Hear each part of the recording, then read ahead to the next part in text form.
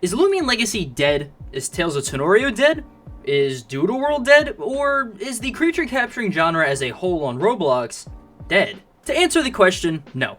None of these games are dead, and the genre itself is not dead. To be dead means that nobody would be playing these games and nobody would be in these communities. So when people use these words, I feel as if it is a little disingenuous, because they see updates and they see releases of games with really high player counts, and then a couple weeks later, they start to see, oh, well, the players aren't playing it anymore, therefore that means it's dead. This is an issue not exclusive to just Roblox. Other creature captures outside of Roblox, like Power World, started out with 2.2 million peak players, and now where are they? Well, only 30,000 people are playing. And I know, you might be saying, oh, 30,000 people, that's still a lot. Well, when you consider the fact that that is a 98.6% decrease, you'll start to see that, oh, this makes a lot more sense now. Lumion Legacy's Atlantean City Part 2 update came out, and it gained them over 25,000 players almost, and now, what are they at? Well, they're around 500 players.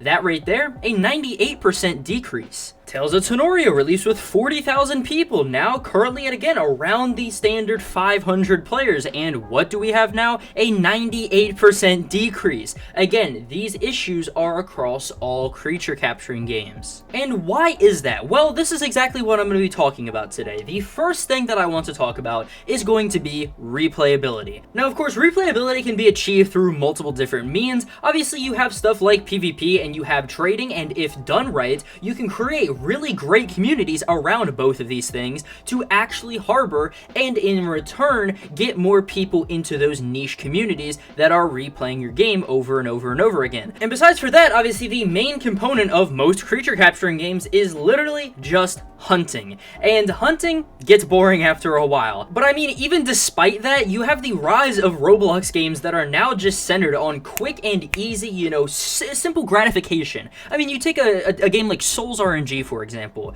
This game is literally nothing. You sit there, you click a button, and you have a 1 in whatever thousand chance to roll a VFX.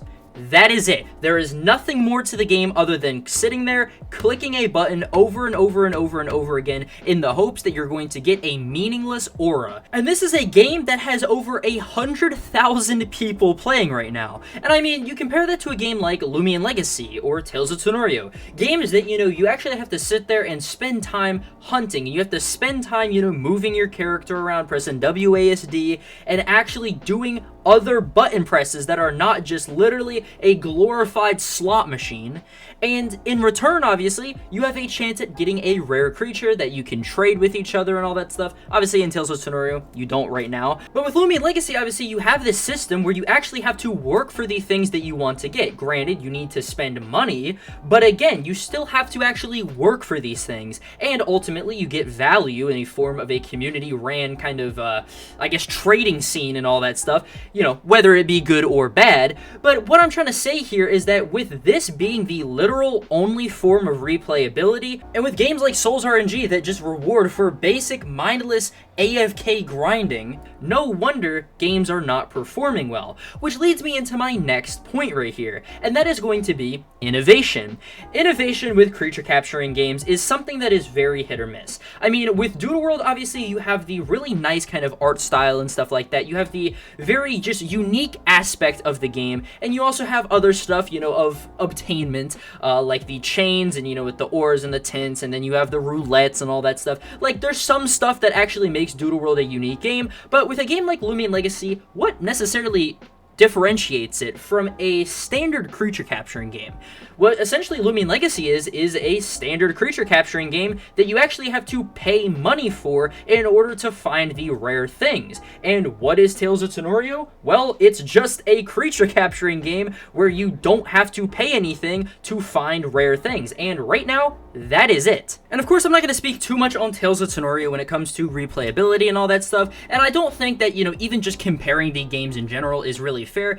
TOT is in its infancy right now, but I think a more kind of fair look into things would be a game like Lumion Legacy. I mean, you look at Lumion Legacy, and the reason why it hasn't grown, you know, the way that you would expect a regular Roblox game, you know, that has been out for almost 5 years to grow, is because Lumion Legacy hasn't really done anything to actually innovate their game. And that's not me taking shots at Lumion Legacy, that's just an objective fact. I mean, other than, again, like I just mentioned, everything else, what is there different about Lumion Legacy than your standard creature capturing game? Nothing. There's really nothing. You obviously had raids and stuff like that, and raids were really nice, but you can't do raids anymore. The raids were a one-time feature that after you beat them, you could never challenge again, when something like that could have actually been a really good source of replayability that they could have added, and it would have been perfect. And the exclusion of replayable features in creature capturing games, again, I mean, you even think outside of Roblox, creature capturing games, Power World.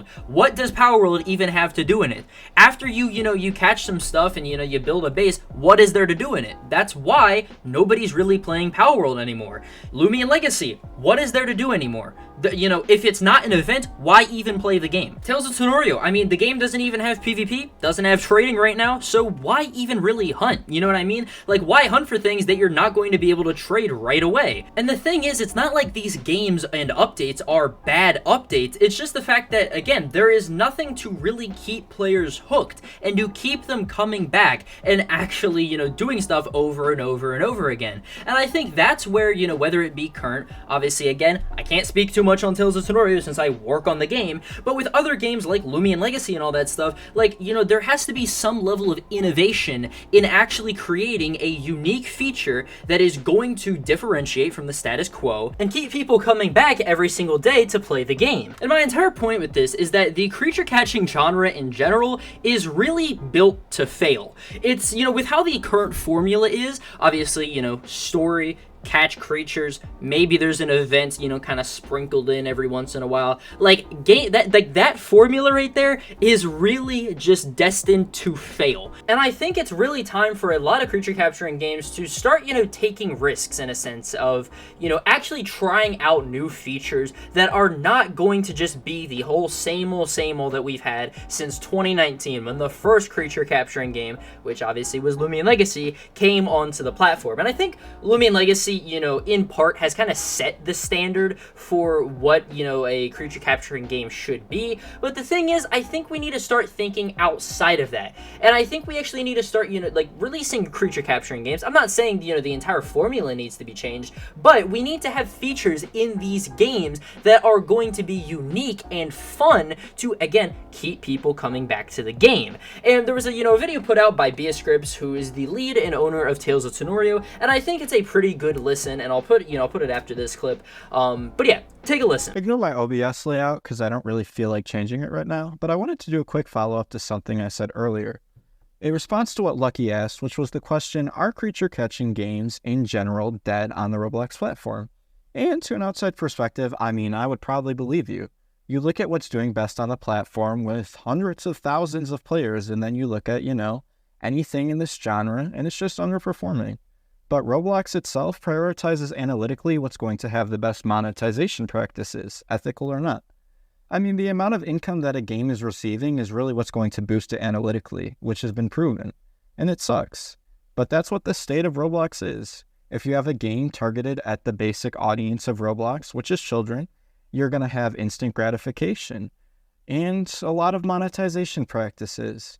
Unfortunately, the platform just rewards that. But at the end of the day, when you're doing a creature-catching genre game on this platform, you already understand that. You're taking risks, you're doing it out of passion, and you're doing it because you enjoy it. We could have made something for monetization, but we didn't. We have a passionate team of artists, modelers, and much more that just really enjoys what we're doing. And anyone who's making a creature-catching game on Roblox knows it's going to underperform. At the end of the day, if I was to give any advice, I'd say it's time for people to be more vocal about what they enjoy and support these projects instead of arguing which of them they like more. We all enjoy the same thing, the same genre on a platform that is not built for it. But it's time for a real mindset change. Criticism is a very essential tool for growth, but when there's destructive criticism that doesn't offer any real input to the table, it's really just counterproductive.